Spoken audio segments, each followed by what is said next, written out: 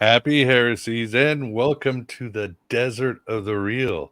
I thought you might like this intro on influential Gnostic women, and I personally think it's very impressive because I don't think you can find any movement where not only do you have these female leaders and they're also mystics, but they are the very founders of religions. I mean, they were the CEOs of their own churches and movements, including perhaps the Mandeans, the Nassenes, and so many other groups. So I don't think you could find that in any religion. And keep in mind that these Gnostic female leaders were doing this in the first and second century in a world where women basically had no rights, and they just blew it all open.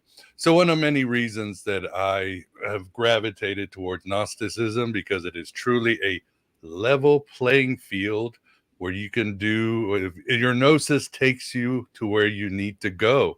So today I'm very excited. Well, first, my name, of course, is Miguel Connor. I am your Pompatus of Gnosis.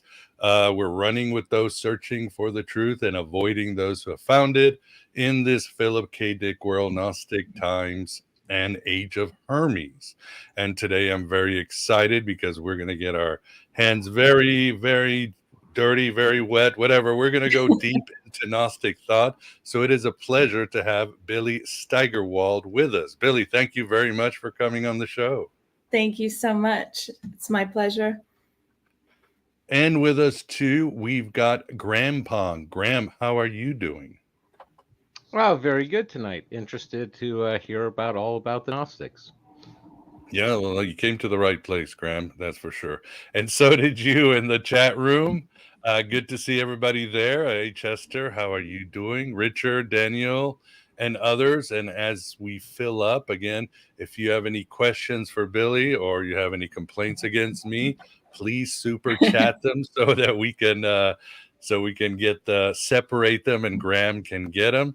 Graham will make sure that everybody behaves in the chat. Hopefully, we won't have like last week where somebody was freaking out over Quell for some reason, because people just have their own crusades on certain topics. But I'm sure everybody will behave.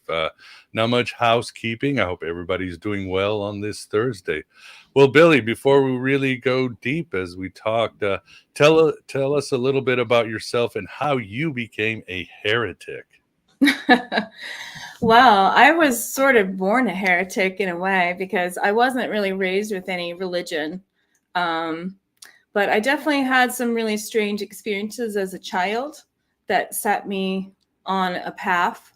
I mean, it sort of took a little while to look back and reflect on them, but starting in my early teens, actually, I started getting into mysticism.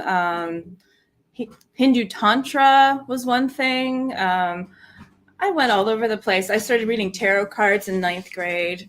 I started studying Kabbalah, Hermetic Kabbalah, and did that for quite a few years. And then I just sort of moved on. But I don't know. I've been having experiences, and I think that's really the most pertinent thing to say, in relation to Gnosticism, having gnosis, right? And there's so many different ways that you can contextualize your experiences, and you can find traditions from all over the world to do that. But as far as Gnosticism goes, I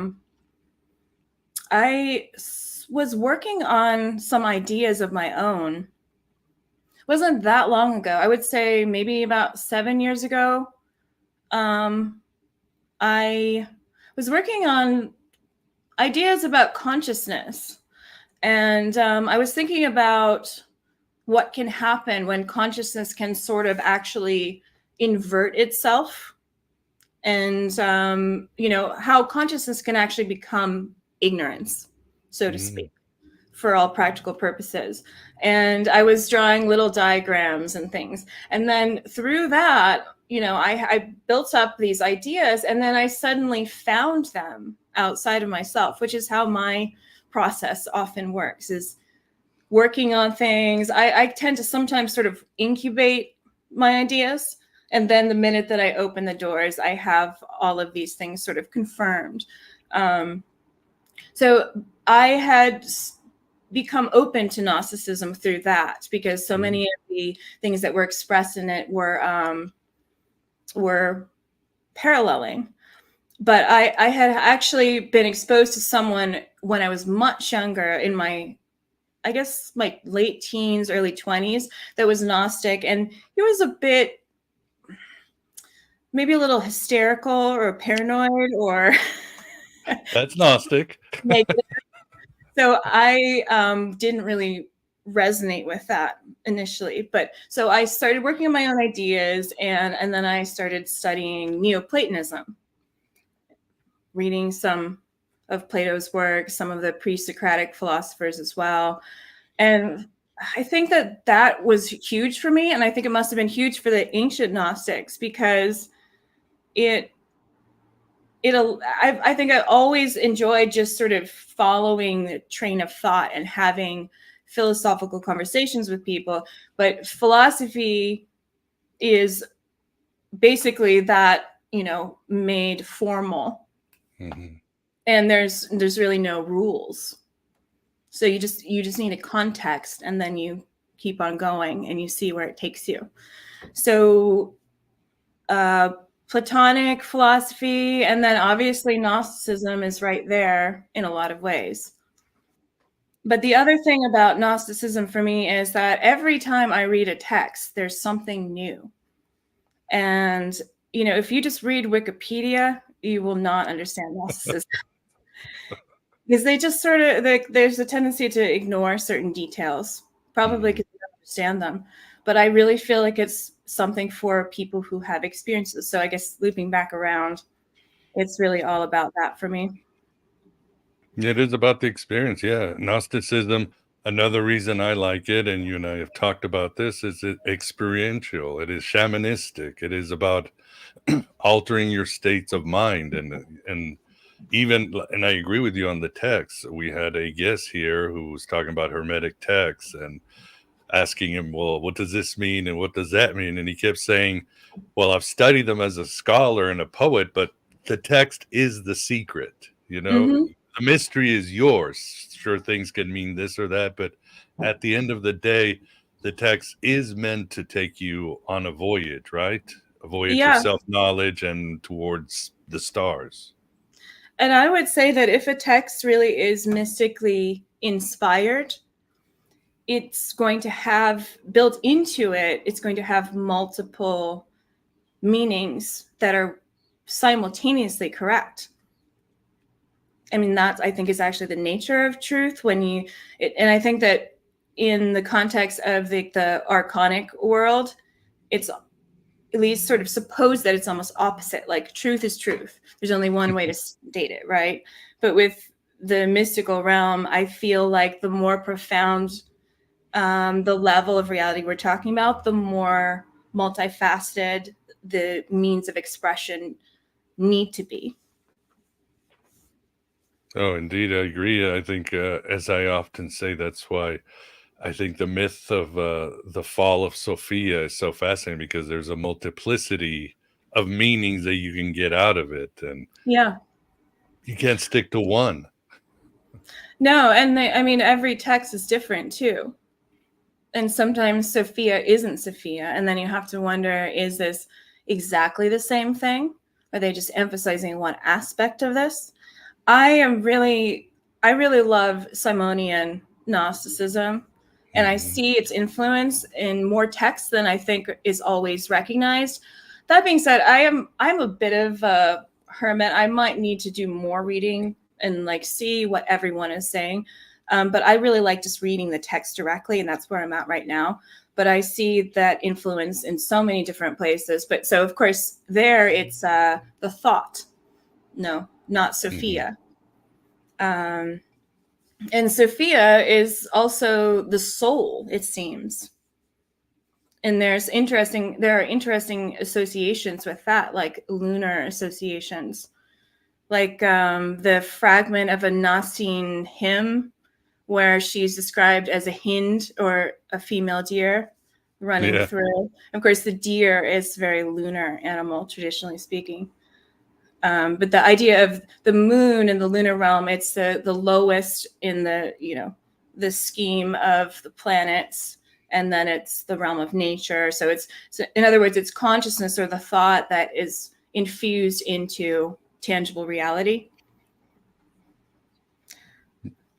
Very true. No, I agree 100%. And what do you talk about reading the texts and spirituality? Yes, I mean, what we're saying is not that far off. We've all read a book or watched a movie and felt our consciousness just shifting, like something moving inside of us. Mm-hmm. And you finish the book, and it could be nonfiction, it could be a fiction book. With me is like first time watching Star Wars when I was 12. I had no idea what it was. My dad took me, and walking out and say, "Oh my God, this is a different sky," because the mythology had just been injected with a heavy dose of comparative mythology. Yeah. So the text can change you, but how do you express it in a praxis that's continuous? I don't know if you've ever read June Singer, A Gnostic Book of Hours. That's one of the few books I think that's close. And of course, the French tradition has its own praxis. So sorry, the question is, how do we integrate? How do you express it with your daily or weekly spiritual practices? Wow. I think that my ideal, and I grew up around a lot of magicians, right? Like they were even like career magicians or like armchair magicians, whatever, all different kinds. Armchair magicians, that's fine with me. You can do a lot from an armchair, but after being exposed to that so much, for me, it's really all about just learning how to clear the way for experiences. Mm-hmm. That being said, there are certain practices that I have. I don't do them constantly. I probably should. But for me, it's actually about clearing away. So in the tradition of Gnosticism, there's a lot of talk about these sort of sheaths or bodies that need to be dropped or cleared away. Mm-hmm. There are different ways that this one formula is expressed, which has to do with, like, for instance, turning in the soul is one way of expressing it. But to me, that actually, that is very literal. It's very tangible, because one of the things that I've been doing since I was quite young, actually more consistently than anything, is working with the subtle body. What is the subtle body? I mean, really, it's just the place, the space in which you have the presence of your own consciousness. And it's like a totally chaotic, uncharted system. You don't need to read books about 7 chakras, that's legitimate, but actually you can just dive in. But so one of the things, I mean, this is just sort of what the first thing that popped into my mind is like clearing these things away, which I didn't really have terms for initially, but I used to feel like sometimes I was like trapped inside of this sort of like mask or shell long before I got into Gnosticism even. I think that you could, in maybe Jungian terms, you could say it was like the persona, but there's something way more to it than just like what you put on for other people.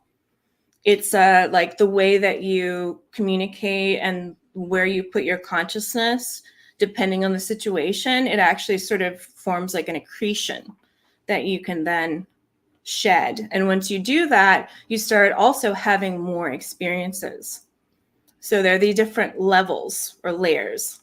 The way that I interpret Gnosticism is probably not typical, but I see that I don't even know if I should be talking about this stuff. It might be like I'm going to be damned forever because I just revealed Gnostic secrets. But hopefully everyone listening is, pneumatic, so should be okay, right? Yeah. Should be fine. I mean, no, it makes sense because the Gnostics do talk about taking another body. In Neoplatonism, you take on the okema, which is your spiritual body. So right. it's completely logical. And how do you Right. get yourself in that state then? You feel it, and then you become aware of it, and that takes practice, being aware of those subtle experiences, those subtle forms, because we don't really have words that are we're not sharing them. You can't walk down the street and say, hey, look at my my aura, there's like a weird shell on it and it's all crusty. Like, do you see that? Oh yeah, I see that. No, you can't do that. So, but you have to actually train your mind to say, oh, that. You have to sort of capture it, pause for a moment, and just try to really feel it. And then once you actually feel it, then you can actually apply whatever is needed.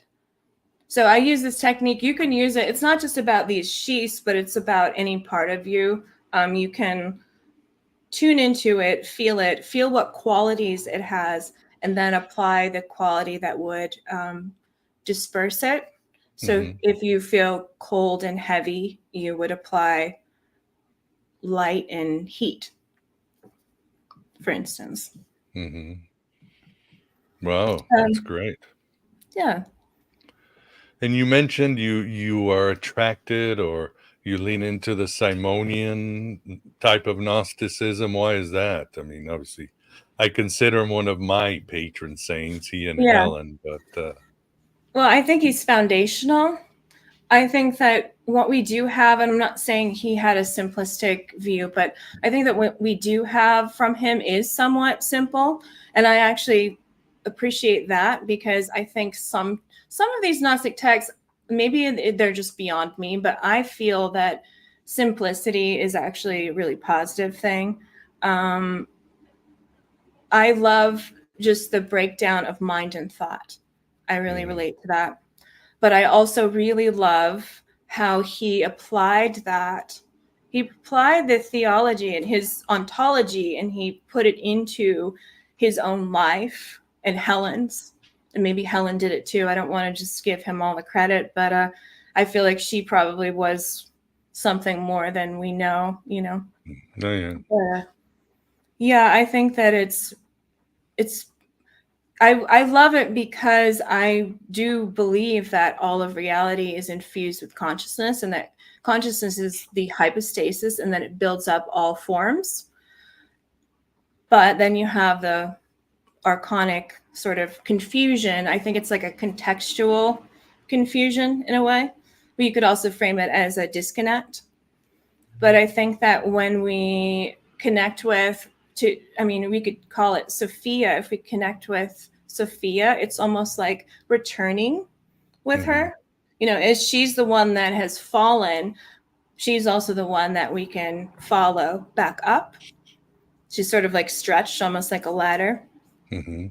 But that, you know, the idea of the thought and how it's trapped in material reality, and it's chained, and it, you know, its own creation becomes that which holds it down. It's very significant, because it says that this is not just this completely disconnected realm. It's not just a computer simulation or something. It is real, and it is conscious, but it's sort of twisted, and we have to untwist it. So I think that we can actually ascend through retracing the same pathway that brought us here.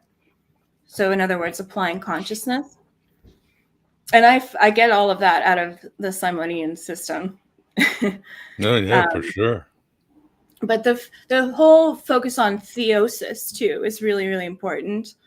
And that ties into what he did with, you know, how he applied his system to him and Helen. And it's very romantic too. And I also love that. But I think that love and theosis are intertwined in a really good way. It is for sure. Yeah. Well, the other thing about oh gosh, I think I just lost my train of thought. So probably we'll loop back, because there's so much to unpack. And I think What about the idea of the Gnostics being so into baptism?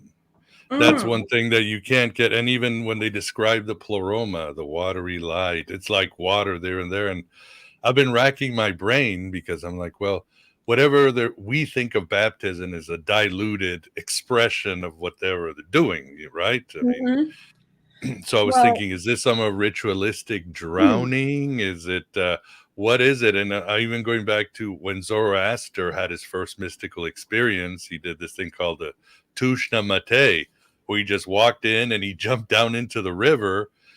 And when we were kids, you're underwater and it just feels like, it's altering your consciousness. You're hearing things. Your mind is, and that's what Zoroaster did. And suddenly, bang, Ahura Mazda got through. So I'm like Really? playing with these ideas of story. baptism. Yeah, it's a beautiful That's amazing. story. Wow. Well, So I think the Gnostics were borrowing from all these mystical ways that we just call baptism. Yeah, well, I would like to look into the Mandaeans a bit more and then, look at John the Baptist and try to research that a bit more than I have. But I know that water has a lot of power. And there's actually this amazing documentary about water memory. It's completely scientific. It's not actually like a new agey thing. I don't remember anything else about it, but water is if someone set all of these wild magical tools in front of me on a table and there was like a goblet of water and a candle burning, I would choose the water and the fire. Really? Mm-hmm. And like in, I think, the Gospel of Philip, they say there is water in water and there's fire in fire. Water is soul and fire is spirit. So what they're saying is that there is this spiritual fire, which is connected to spirit, and this subtle water connected to soul, actually hidden in these substances. As far as like the baptism, I would love to look into the 5 seals a bit more. I don't think it's just physical water, though. I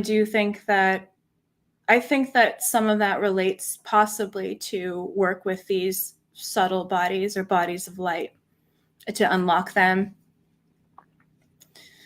But yeah, baptism isn't necessarily something that I'm an expert on. So, but I think there's a lot of power in that stuff, so we shouldn't discount it.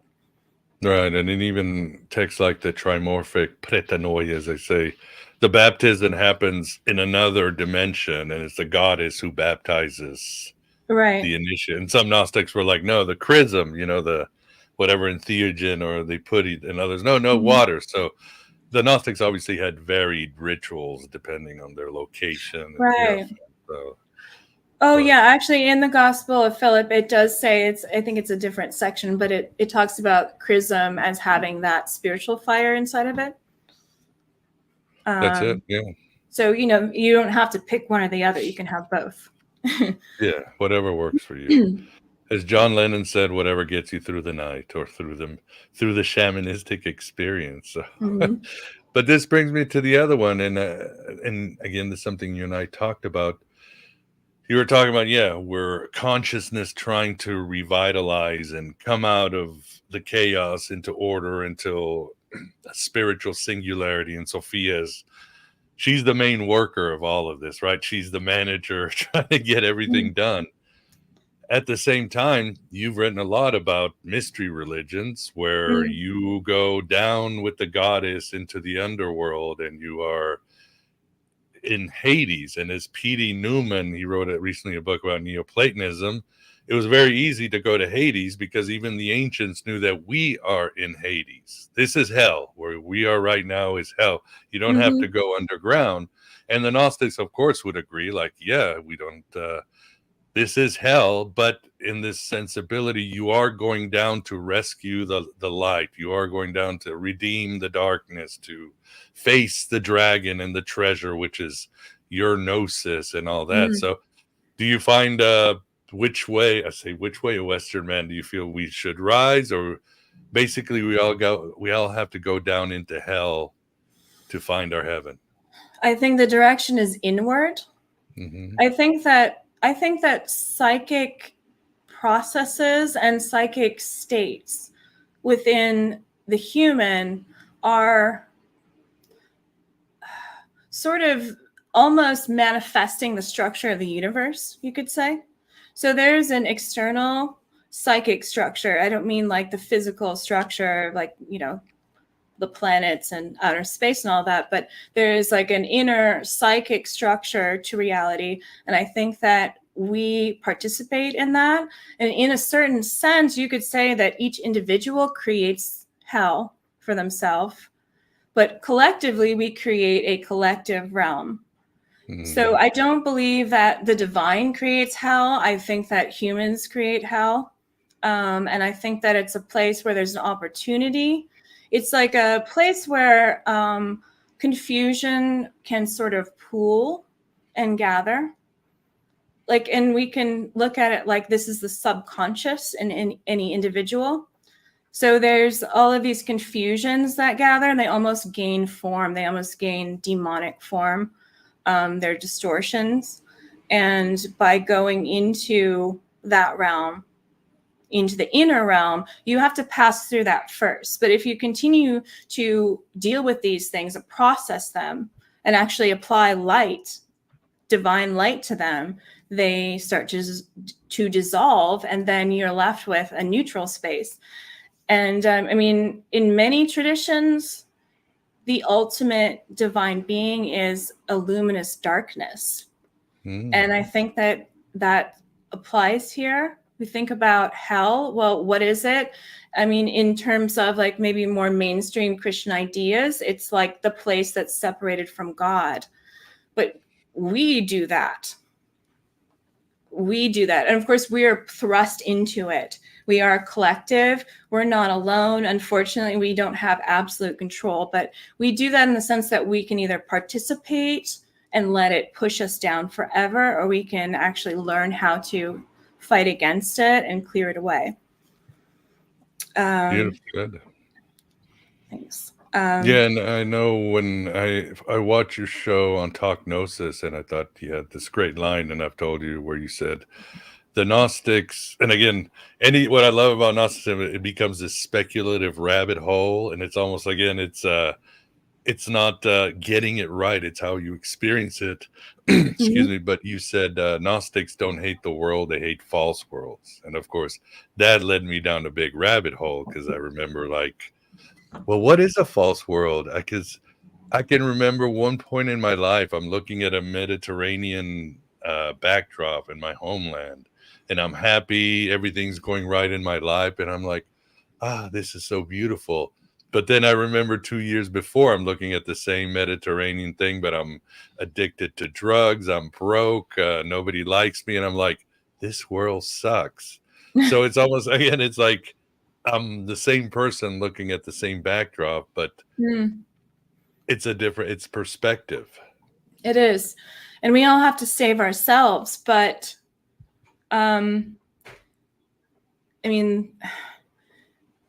that being said, there is like actually, I came up with this phrase. It's way too catchy for me to use in like writing, I think, but I'll say it here. It's a contextual distortion of cosmic proportions.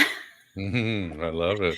And it happens within every individual, but at the same time, there is a source that's beyond us. We've inherited, like we inherit our bodies. We don't build our bodies.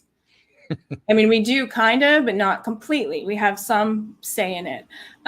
So we have this distortion that is like, you can frame it in so many different ways depending on what time period. For the ancient Gnostics, they framed it as ignorance that is disconnected from, ignorance that disconnects from the origin, and believes that, at least this is one way that they put it, it's a consciousness that believes that it's the beginning, and it's it's the cause, when it's actually something that has emanated from something incomprehensible, which is the Father or the virginal spirit, or I like to call it the abyss, or, the Valentinians called it Buthos or Bethos, depending on how you want to pronounce that. But so the depth, yeah. Today, though, we could frame it as actually scientific materialism. The idea that consciousness is an effect of some mechanical structure, right? So the idea that consciousness is an after effect instead of the origin and the cause. And I see that as the same thing as what the Gnostics were talking about, but it just a slightly different context at that time. For sure. Go ahead. Go ahead. No, go ahead. Oh, well, of course, I have the next question. I was going to bring up our old mutual friend Yaldabaoth, or as I call him, Yaldabaoth in the Archons. And he turned off your camera. I don't know what happened there. Can you hear me though? Yeah, we can hear you fine. Yaldabaoth did it. Yeah. Of course. We caught his attention. I need to burn some sage. Well. Oh. There you go. Weird. You're back. The camera just turned off like it had been hit, but I didn't do anything. Weird. Now that we've caught the demiurge's attention, what would you explain the Archons and the demiurge? Who are they? Well, I think that you can look at it from an abstract perspective and talk about what principles they represent. But I think that there may also I think there are definitely actually entities that embody those principles in the same way that we embody principles.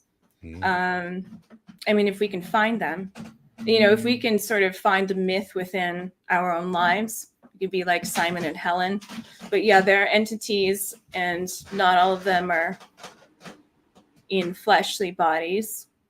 And they definitely have some agenda, but I don't know if we should get too far out there into that. But in terms of the principle, I think that it's what I had just mentioned a few minutes ago, which is sort of this inversion of consciousness where you could this is actually the diagram that I was drawing when I first got into Gnosticism, when I was thinking about consciousness, sort of like an eye. And then imagine that eye is like a torus and it turns in on itself. Mm-hmm. So it becomes completely self-referential. And you could also think of it like, okay, the most simple sort of creation myth that we have all over the world starts with this unknowable pre-cosmic state, this abyss. And then creation happens through this point arising in that. There's a lot of these, there's like several different versions of this in ancient Egypt, right? I'm sure you're familiar. Like Atum or Amun and the rest of the Ogdoad. So they exist in this state of indeterminate sort of oceanic, pre-cosmic formlessness. And then this point arises, and suddenly you actually have then the principle of two. And you have what could be conceived of as an individual in a way, that point. So then you have this sort of relationship between what came before and what is. But imagine if that point then turned away from the sea that it's floating in. So that's sort of how I look at the Gnostic demiurge, breaking it down into the simplest terms possible. So it's not that the Gnostic demiurge, Yaldabaoth, is evil. Although, evil is just a word, so we could call him that, sure. But it's that the point is ignorance, because I think that ignorance is more useful. You could just call someone evil and say, Yeah, F you, you're evil, but you're not actually solving a problem. And I think that we all have this principle of individuality inside of us, or maybe to rephrase that, we are all individuals. We are all, in a certain sense, that point that arises in the abyss.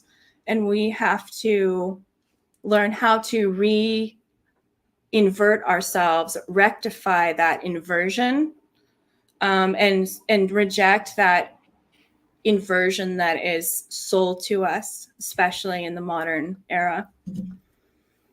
Agreed. I think ignorance is, I think I always talk about ignorance because, like you say, let's not make it complicated. If you are filled with consciousness, you're going to do the right thing and you're going to go in the right direction. You know, even as humans, our superpower is our empathy, and that we're stronger together as a species. So if we're conscious of that, we're going to be good, virtuous people. Or if for spirituality, the more you know the divine, the better you are going to be. So yeah. And where we're cut off from the light and, like you said, into the unconscious, into sort of lizard brain territory, that's when dysfunctional behavior and thoughts and all that starts to happen. And it's all in the Gnostic text. Again, that's Yaldabaoth right there. He's disconnected from his mother. He's disconnected from the light. He's just, what does it say in the Secret Book of John? He mates with his madness, you know, and we've all done that in life. We have a thought, we honor that thought, we build on that thought. Is he cheating on me? Are they going to fire me? Do they like me? And we make love to this insane thought, and we just create this monster, and it's insane, and we do evil stuff. That's a brilliant way of breaking that down. And I don't remember that particular quote from experience, Billy, from experience. Yeah. Oh no, I've experienced all of that too. I was terrified that I was going to be fired for no particular reason when I lived in New York. So much that I think I manifested a fire on my altar. Yeah. I had a candle and it dropped down. I mean, the mechanics of it, the candle dropped down into like the candle holder, and then it actually started burning, and it was like burning up this stick that was propped up against the wall. And anyway, it was a whole thing. And yeah, it was like a perfect externalization of the inner psychic state, like fired, right? Yeah, of course, yeah. And it's all it takes is one look, like somebody at work or in your family, and you create this your own world, like Yaldabaoth. You create an entire world, cosmology, mythology, the apocalypse, and it's not based on anything real or anything deep or anything interior. So right, and then just builds. It's like a false context that just builds and builds on top of itself. And so there we have it. That's how the world, the false world, was created. That's it, with the counterfeit spirit and all that good stuff. So, I mean, I think Jung was right. The Gnostics really understood the mysteries of the psyche. I mean, you can get narcissism, dissociative disorder, sexual assault, healing, trauma healing.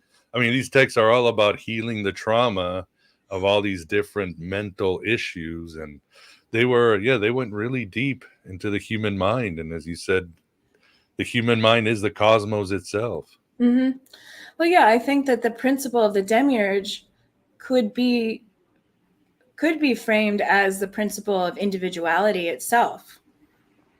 That's one way of looking at it. And so we don't need to be fixated on some external demiurge. We need to actually think about how we can transform the demiurge of ignorance and shadow into a demiurge of light within ourselves. And I think that there's actually a lot of nuance with what the Gnostic demiurge is. And in some texts, it seems like it's not even just pure ignorance. I mean, there seems to be, like, for instance, I don't know what text is it. Maybe someone can remind me. But in one of these texts, in the first section of the Nag Hammadi library, the logos is like the demiurge. No, the tripart like, tractate. Yeah. Right. And it's like, I mean, it's like Sophia and the demiurge. And, you know, and that's interesting because logos, or the word, is, I think, everywhere else that I can think of, it's always a positive thing. Mm-hmm. But I think that it's just what that is saying is like, well, logos is like dialogue. So that inner dialogue that you were describing of delusion, that can happen, even though logos is a divine principle, you know, communication is divine. It can still actually, through a distortion in perspective and context, it can become this sort of cancerous thing, trap itself as the thought is trapped by her own creations. Right. Exactly. And Graham, what do you think? What is your take on our conversation or what we've been discussing? Or do you have a question for Billie? I kind of do. It's like everything you're discussing, you're running, you know, right into the concepts of Hermeticism, you know, as above, so below, as within, so without. I was just curious with Billie how she, you know, incorporates Hermeticism with Gnosticism or reconciles it. Well, I think it's not just me that sees Hermeticism, the original Hermeticism, as in like the Corpus Hermeticum, the ancient form, is pretty much Gnosticism. It's just not Christian, formally Christian. But you have a lot of similarities, like there's the idea of the shepherd, of Hermes as a shepherd. So, I mean, I don't think that there's much, there's a lot of crossover, but again, it's not like this stuff was regulated. So we just now classify these, we put them into different categories. But yeah, the theme of like inside, outside, above, below, I mean, that is very much part of Gnosticism. I mean, the Gospel of Thomas, you know, probably everyone has heard that particular line, you know, make the inside like the outside, and et cetera, et cetera. I don't want to misquote it, but and that's very important. So again, back to sort of my ideas about all of this. Consciousness is sort of inverting itself, and you see in the Gnostic texts over and over again talk of sort of going inside or changing direction in some way. And I think that that is basically just giving us secret formulas to reinvert, to turn it back. So like one of my favorite texts is the exegesis on the soul. So you turn, the soul has a womb, and it has a womb that is turned out. And so it's receiving all of these impressions, all of these illusions from the outside world, the seeds of the Archons. And then what it is instructed to do is turn inside, and all of that gets sort of pushed off. And it gets, I would say, you know, in my words, it's like it's washed in the light of the Father, which is the inner consciousness. And then once that happens, then the inner Christ is wed by the soul. And it's actually interesting because speaking of Simonian Gnosticism, it's sort of like the same thing, but from a slightly more feminine perspective, because the soul is the actor in that. Rather than waiting to be found, the soul actually turns in and casts off the illusion and finds the spouse, the divine spouse. Does that answer your question? Yes, thank you. Yeah.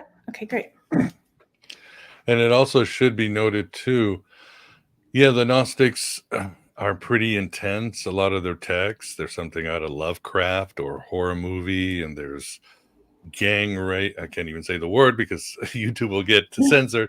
But it's pretty hardcore stuff. But it's also full of joy and beauty and hymns and redemption, and Mhm. and the Corpus Hermeticum is the same. Most people kind of forget that the Corpus Hermeticum has some very intense things. It bashes the body. It talks about evil spirits and Yeah. archons. It has, and that's because these ancients were looking at the sort of raising up the evil and the light and holding them together as part of the way to transcend the world or integrate the world. Mhm. And I think they're being 100% realistic, because yeah, this is a beautiful world, but it is a horrible world. Horrible. I mean, you can't deny that. What's that news today where Robert RFK Jr. admitted that some worm got on his brain and ate some of his brain? And I'm like, what kind of world do we live in where worms will go in and just eat your brain? Or or it is Yeah. a world of death and suffering, and most of it is needless, but it is also a world of beauty and empathy and harmony, and it's all mixed together. It's true. And we can't. Whoops. Can you Wow, still now hear me? that is yeah, we get it. You are green screen. I wonder why that happens. So yeah, I am hot spotting for my phone. I wonder why it would affect the camera, though. I don't know. This camera is not doing the thing that it did before, which was just stop itself for no reason. And now you're back. Oh, now we lost Billy. I'm sure she will. Let's see. All right, you are back, but your camera is still. No, you're okay. Looks like the Archons have invaded her phone. See, they do exist. It's the dance of the Archons. Yeah, so can you hear me still? Yeah, we can hear you great. Yeah. Okay.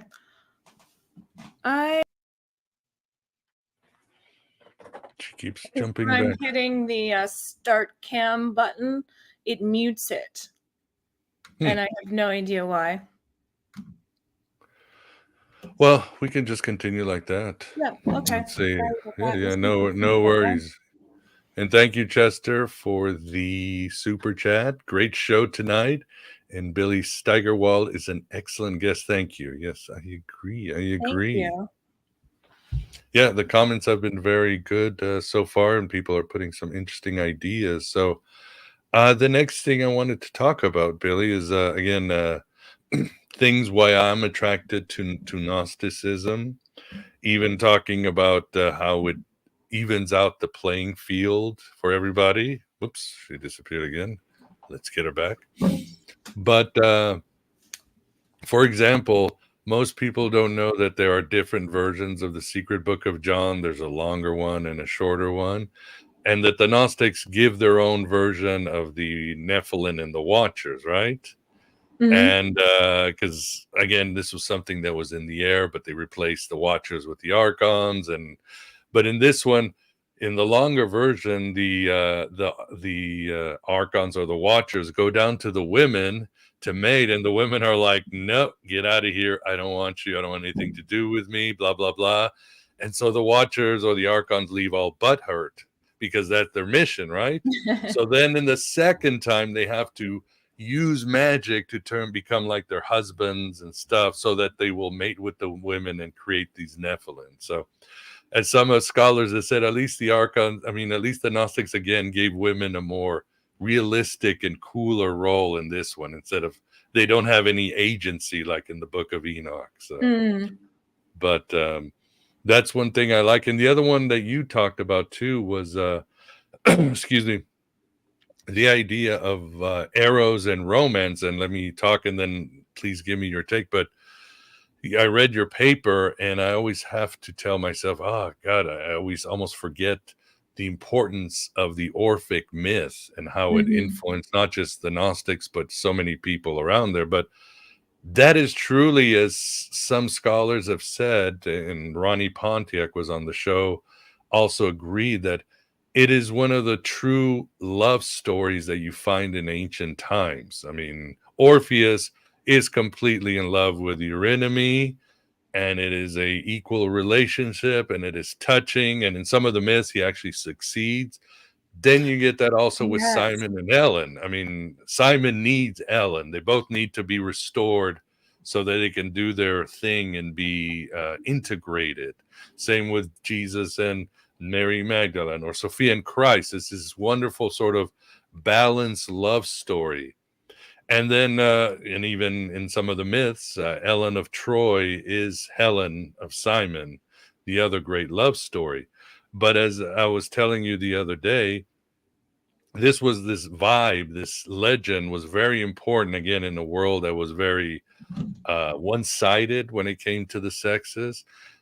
And then what you see is Gnosticism flourishes in southern France, and women are starting to have more rights, and they're becoming landowners, and they're becoming more equal. And the Cathars were all about women can be priestesses, and it's a level playing field. But look at these grand myths that exist, and suddenly coming out of southern France during the time of the Cathars, you have the troubadours, and they're bringing out this message of the romance and the male rescuing the female, and they'll be one and the same and restored. So, as Tobias Churton has argued in Gnostic Mysteries of Sex, romantic love could be easily, you can make a good case that was originally a Gnostic idea. It was completely alien to the world until the Gnostics sort of brought it into Europe from, again, these ancient myths of Orpheus and Eurynomé and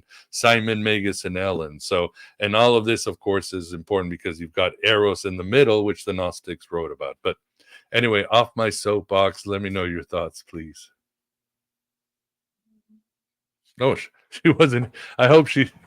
Did you hear the last part of my rant? I heard everything. Sorry about that. Okay, good. I was seeing if I could get a little help with the camera, but it's just very mysterious. And honestly, I'm kind of comfortable being in the shadows here anyway. So you're in the bythos or bethos. You're in the depths. Yes, that's where I like to be. So I heard everything. Yeah, it's very. Did you have a specific question for me? Well, the idea of Eros. Yeah, tell me the idea of the importance of Eros and these ancient mysteries, because you write about those. Yeah. So going back to Simon, I think that if you look at his layout with the syzygies, if you look at that and the way that it's described as, well, okay, so you have mind and thought, and then you have inside of them, you have the standing one. You have this fire that has like a dark and a light aspect, and then from that springs this androgynous being, and it's called the standing one in the Simonian system. But when you think about it, it's very, very similar to the original Eros. So the Orphic Eros is androgynous and is always connected to fire. And it's, I think that the role that Eros has in those ancient Greek mysteries is similar to what you have in Gnosticism, where this Eros type being is the representative and embodiment of the original unity, but still an individual. And, you know, you see these themes of this Eros-like being, which could also be called the anthropos, being dismembered. And this is not something that you just see in Gnosticism. Again, there's the Orphic myth, and Eros is the first to be born, the original primal human, and is eventually sort of dismembered. And then you even have that in the Rig Veda. So it's actually a really ancient Indo-European theme, which is interesting because I think that the role of the Indo-European, outside of the Greek, the Hellenic influence is minimized in Gnosticism. But of course, there's lots of people who understand there's a Zoroastrian influence. But that Eros figure is like both the expression of that original unity as a being and as the universe. It's also the means to return to that. So yeah, it's something that in Simonian Gnosticism we're told we can become. So we can all become the standing one because we have that seed inside of us. So to sort of span the sort of binary, the polarity between mind and thought, embody that, internalize that, you create a sort of an energy inside of you. You can build up a sort of internal fire. I think that there's a beauty to enacting that polarity with another, but you also need to cultivate that within yourself as well. And then when you establish that inside of yourself, that's when you're actually able to have real love. So romance for me is not something, unfortunately, it's not something that everyone can have. The sort of idealized romance, it's sort of considered lowbrow, but actually I feel like it's really only accessible to mystics who do a lot of work. So I think, Simon and Helen, they enacted this myth, but they must have been doing work both of them must have been doing the work to become the standing one, as they put it. Again, becoming primal Eros, which is to say becoming truly human, because this is the archetype of humanness, which is actually also the first god. Not the God beyond God, but the God that is in the realm of being. And what that means, I think what humanness means, I know I'm sort of straying a little from this topic, but I think humanness, how I define that is that we are a reflection of God. We are made in God's image. So a bit biblical, but I didn't arrive at that conclusion just by reading the Old Testament. It was, thinking about this. And basically, we have this unique ability to reflect upon everything. By seeing, we become. So if we can examine and take in everything, or let's say all of the possible essences in reality, and we can clear ourselves and make room for them, then we become like a perfect microcosm. So what the human is like a perfect mirror. And so I guess that's also what Eros is. No, beautifully said. And yeah, I would agree. The Adam Cadman, the primal man, in so many mythologies. And I know, I think it was, I don't know if it was the followers of Simon, but some of the Hellenites and obviously Borborites were practicing sort of sex magic rituals, but it was definitely part of the Egyptian vibe of that time. But again, they were reenacting this beautiful this beautiful transcendental myth. And I like what you said about being human, because sometimes people ask me, well, isn't the role of Gnosticism just to leave this world? I said, no, the role of Gnosticism is to become human. And they look at me strange. And I'm like, but that's it, because you don't understand that when we are fully human, the potential that we have, when we are in balance, when we are individuated, when we know our purpose, that's when all the doors open, the bliss that Joseph Campbell talked about. But that's what the Gnostics wanted. They wanted this healing magic or forces that would make us more human. And part of being human is to be able to, as you said, have these incredible thoughts, to be able to heal others, to be able to waken others. It's and the Hermeticists would agree that humans is the great role in the world, because we are not God, we are not an animal, we are between heaven and hell, and we have a very important role, right? The shepherd. In a way, we are shepherding creation. Yeah.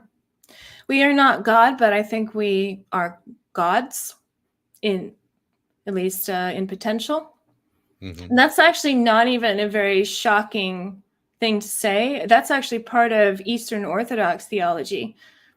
And their direct quotes, they actually use those words, not gods with a capital G, but gods. I mean, potentially. Yeah, and I think that, I mean, is smallness or vastness even really an issue when it comes to these things? Like, we're in these little bodies, so we think that we're just sort of less important, but actually the microcosm doesn't even really inherently need to, well, it doesn't lack anything, actually. I think that's the point. But yeah, if we can be like mirrors, we can direct this light. We can be a channel for the pleroma.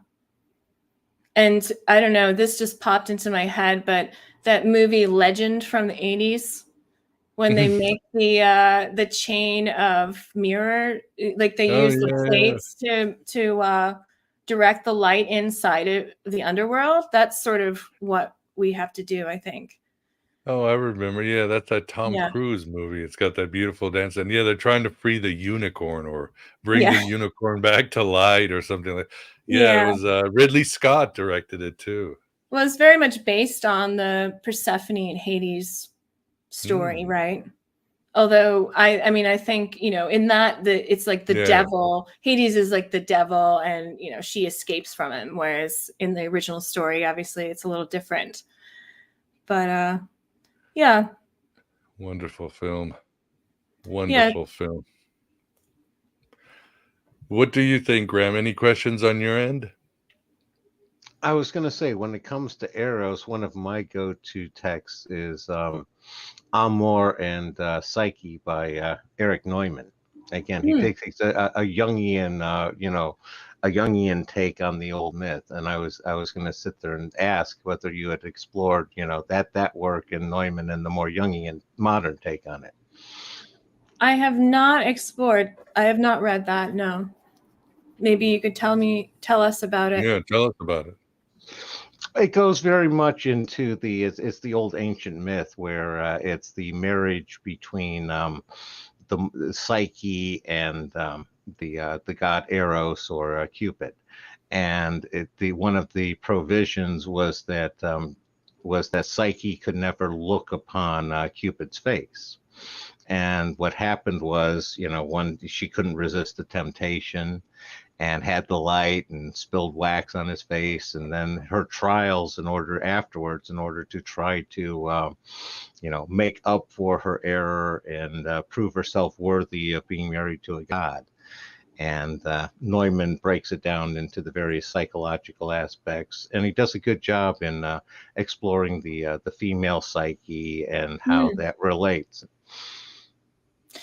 Yeah, I mean, I'm familiar with the story written by Apuleius, which it seems that he took this really ancient type of fairy tale and actually applied these Platonic ideas to it.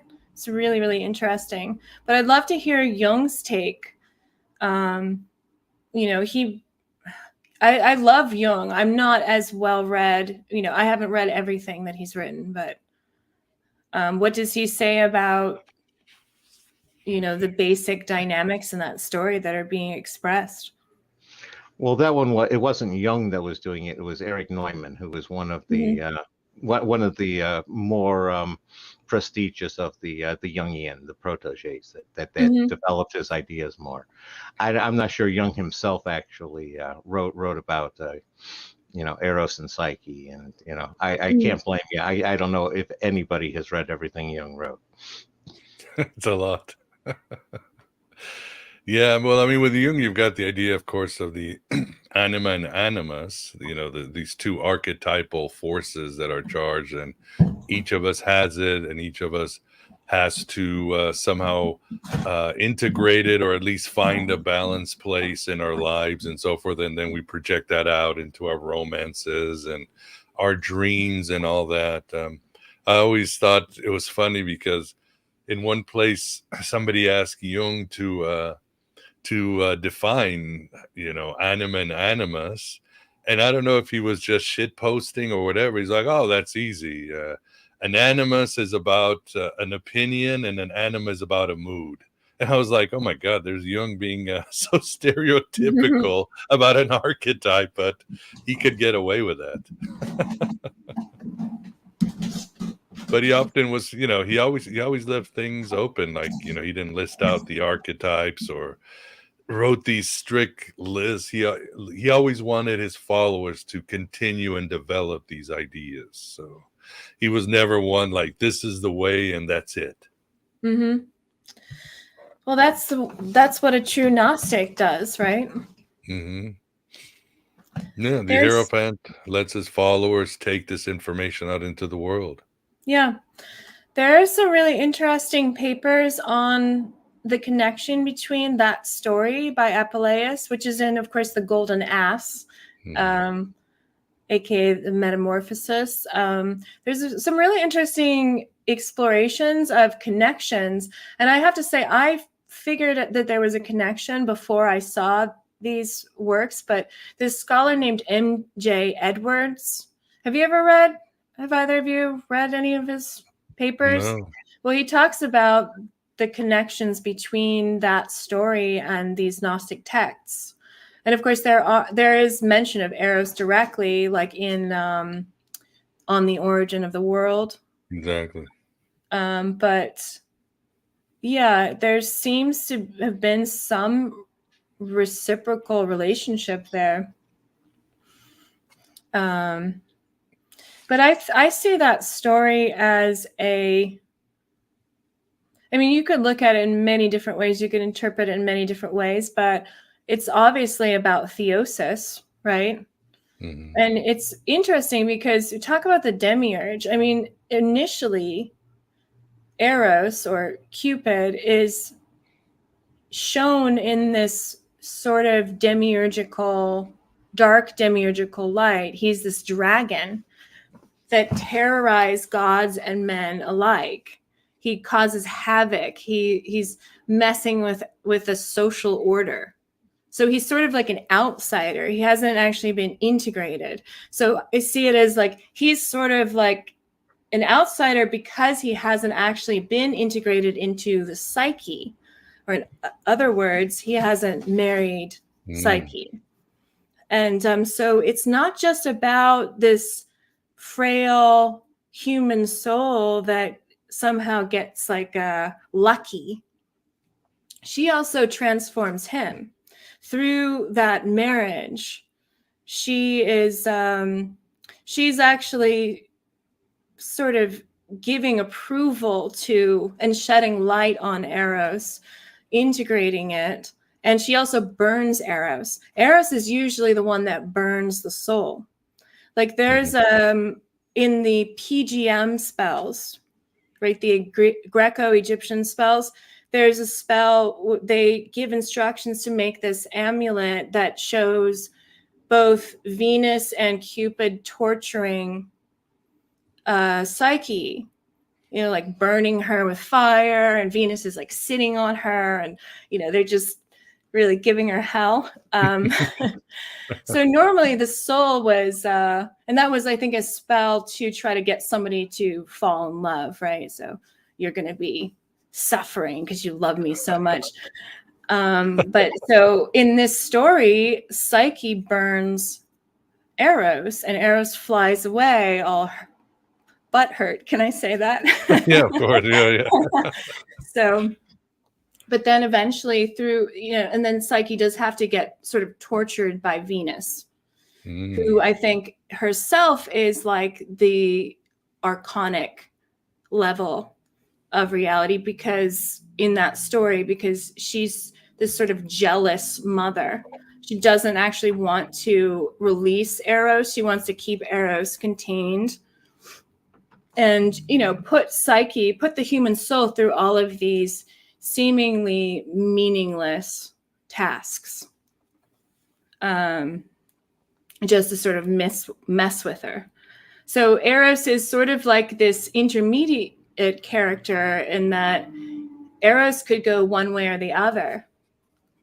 And it's only through the human soul embracing love that we can actually become divine. That's what I get from that whole story. Because at the end, finally, they're actually married for real, and she's given ambrosia.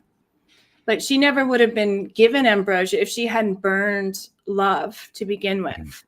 If she hadn't just said, no, I'm going to disobey, I'm going to, well, she was suspecting Eros of being a horrible monster that was going to eat her and her unborn child. But still, she took it upon herself. Like, she had the bravery to go look at Eros and realize how beautiful he was. And if she had never done that, she would have just remained a mortal woman and would have died with an invisible husband. It's very interesting because you think about certain Gnostic myths where Sophia gives birth to the demiurge through trying to understand or look at God, or to mate or commune with the highest God. And it's sort of interesting, and I'm not drawing any particular conclusions on this, but that here's this invisible husband, and then she finally sees him, but she sees him in this way that causes him to disappear, but actually eventually they're united. And I always think about maybe Sophia just tried to return to the absolute origin too quickly. Maybe she just was a little too impatient. Maybe she needed to understand what was there in front of her first. Yeah, wisdom needs experience. Yeah. And she got the experience. She sure did. She sure did. Yeah. I mean, sometimes I like to think about how, in Christianity, the death of Jesus, the death and resurrection of Jesus is the central theme. But I think I like how especially with the Sethians, it is the fall of Sophia. That's the great saga, the fall and rise of Sophia. Then I sort of meditate of how she falls, and she's, falling through billions of years, and she's creating the universe through her negative emotions and despair. And the Valentinians wrote really beautiful, and sometimes she remembers the Pleroma and she starts giggling, and then she starts crying, and then she keeps falling. It's Irenaeus writes it down, and it's really beautiful. And she remembers her home, and she feels better, but she's lost. And I think, my God, poor thing. And then all of a sudden she turns around, and not only is the universe created, but she's given birth to, well, her own shadow in Jungian terms. This is it. But it's her child too. I mean, I guess all our shadows are kind of our children too. We made them. And we can also destroy them. Yeah. Just for the record. No, we have to integrate them. That's the whole point. We have to bring it back in. I mean, I know with some of the Scythians where they were not going to compromise, and Sakla Samel, and at the end of the world, they have to be destroyed. But I think with like the Valentinians and stuff is more like, everything goes back to the root, to the abyss, and the demiurge is included. I think, we have to integrate, but I think that we need to understand how that happens. For me, I think of it as you sort of infuse it with consciousness, and then that inversion that I keep on talking about, that is turned back around. So, for instance, just say like a little subconscious thought that's lingering, maybe it's turned into a sort of thought form within you. and maybe it comes to you through a dream or something. Or in my case, I have a particular technique that I use where I actually encounter these shadow forms. And if you go inside of them, they sort of open up and you realize their source. And it's always some sort of confusion, some misunderstanding. So you do integrate them, but it's not just like, oh, they're a part of me, I just have to act out my shadow, you know. It's I mean, you can do that too, but not all darkness is negative. There's different types of darkness, right? But you go in and you find out what they really are. What are you supposed to be? You're confused, but what's your original form? And then I think what you have to do is try to remember the wisdom that comes out of that once you turn it back around, instead of lingering on what it was when it was in its shadowy or inverted state.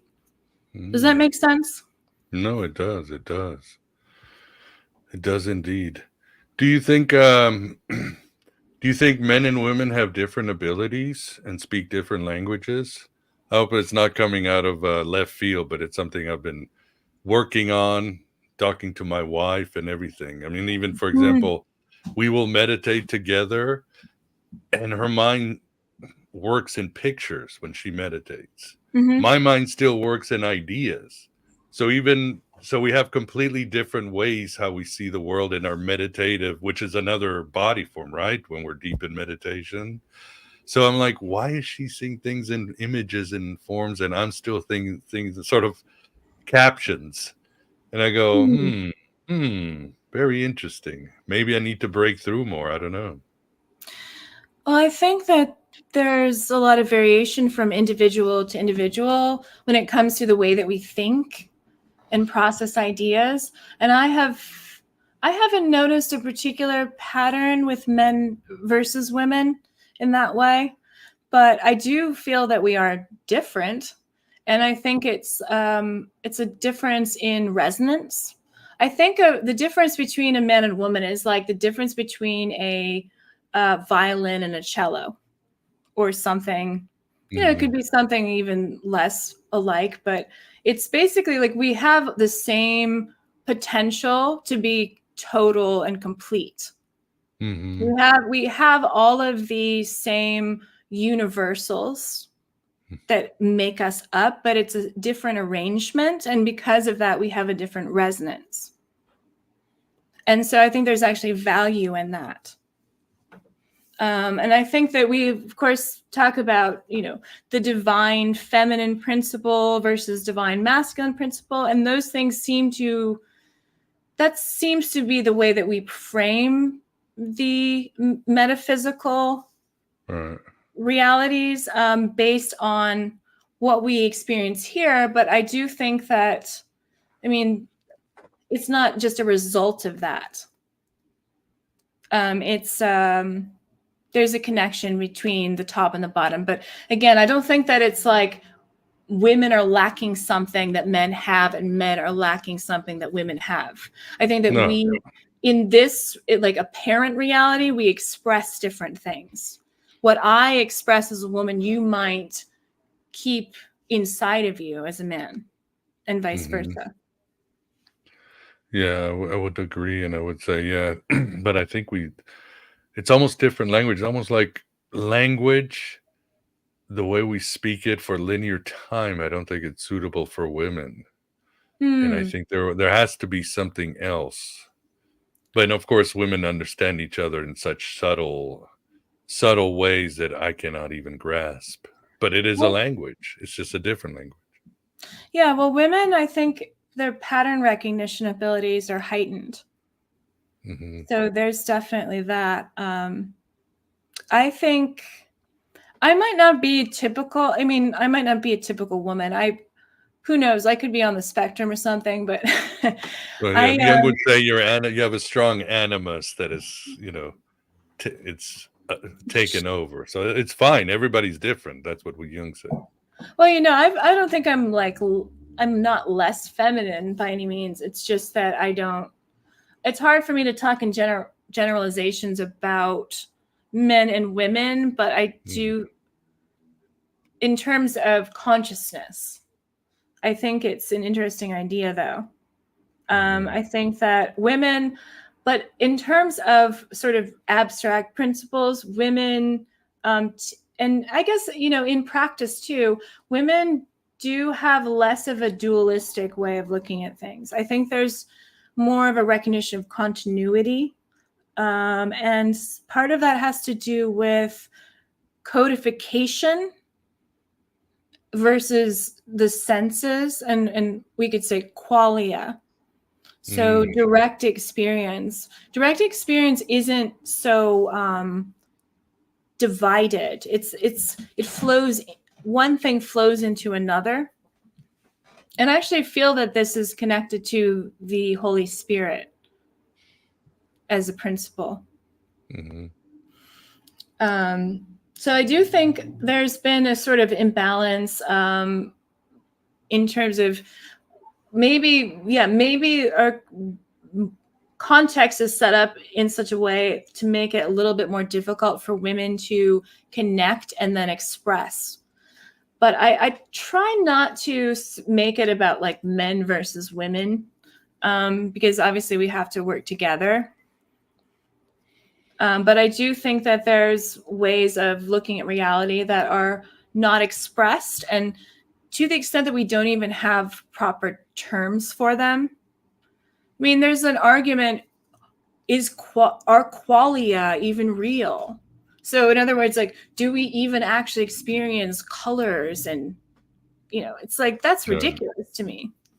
I don't think that there's like I don't think that there's any divide between what we experience in terms of qualia on this level of existence to something on a higher plane. I believe that there's a continuity. I don't think that when you ascend, you just enter into this purely mental space. Anyone that's had a mystical experience will tell you that you still have color, you have sensation, you have light. It's just different. It's pure. So I think that's one thing that I see, having studied a lot of different occult systems. There's a tendency to divide everything up. Even like the idea that there's this heavenly harmony versus the earthly harmony, this heavenly love versus earthly love. I think that, back to the Gnostic thing, Sophia is that one being that connects. She's like the emanation of the Holy Spirit that comes down into this reality. And she's like a bridge. She's not broken. And that's why she's also the means to return for us. I mean, framing it in one way. There are many ways that you could frame that. Yeah, I think the Secret Book of John and the 3 Stellas of Seth says the way of ascent is the way of descent. We just have to backtrack, or what Plato said, all learning is remembering.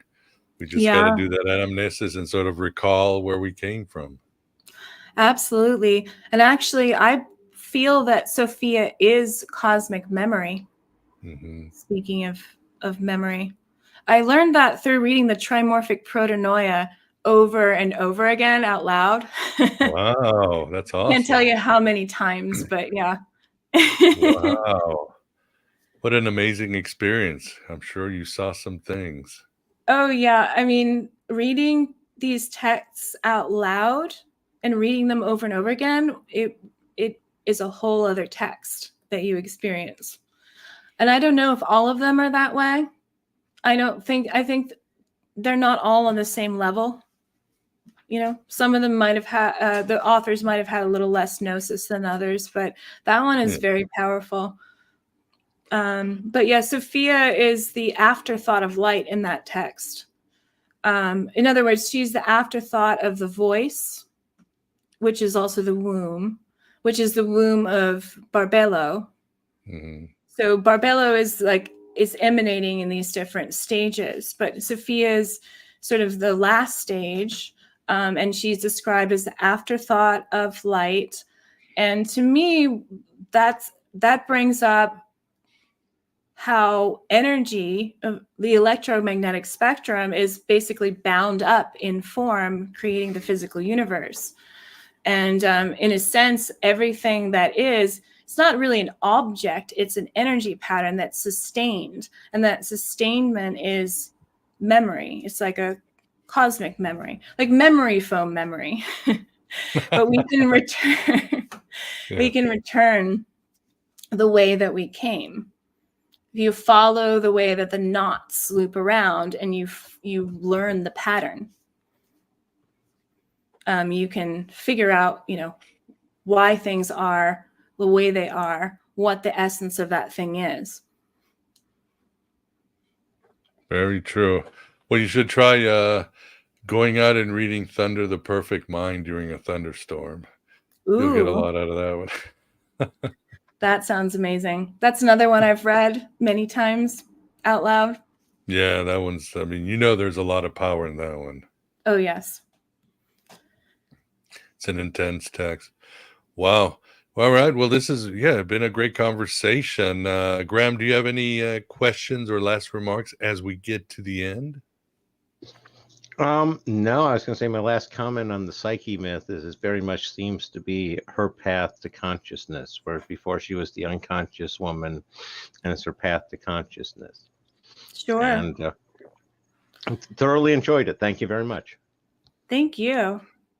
Yeah, it's been a blast. Anything else you want to say, Billie, or mention? Do you have a website or any sort of online presence? Or well, I don't have a website. I sort of not on Facebook anymore.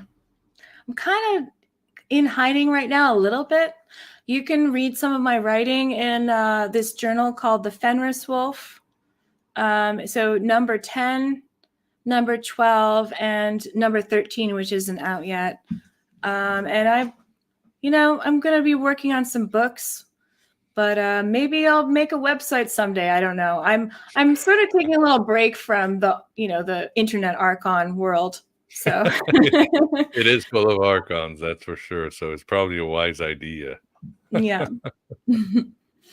So awesome. Yeah, it's been a great conversation and we really appreciate you being here.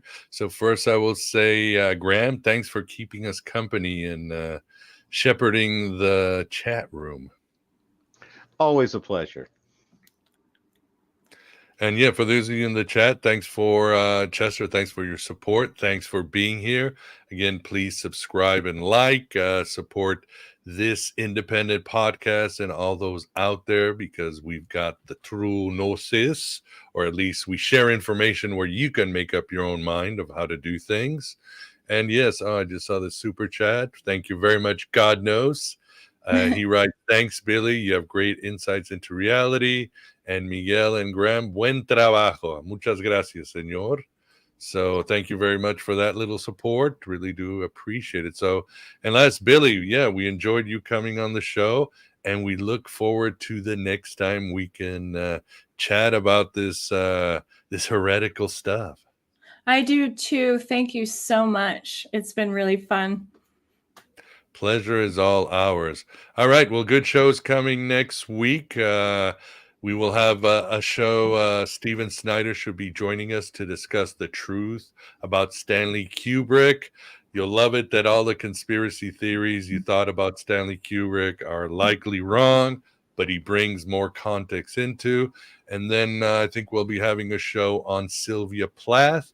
Believe it or not, she had a deep occult side to her. And other shows coming too. Great month. But thanks for being here. Thanks for being yourself. And as I always say, write your own gospel, live your own myth. Have a good rest of the week, everybody, and good night.